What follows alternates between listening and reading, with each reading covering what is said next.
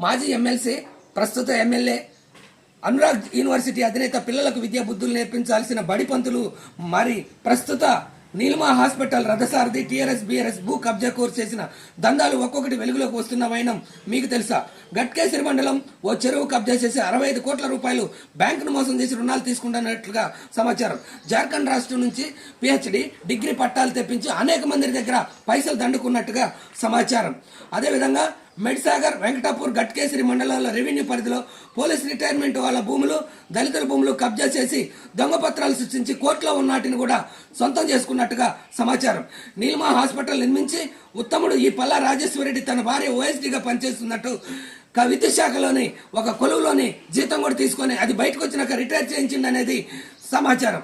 ఇలా అనేక విధాలుగా పార్టీని అడ్డం పెట్టుకుని అక్రమంగా సంపాదించినట్టు ఆరోపణలు వినిపిస్తున్న సంగతి మీకు తెలుసా?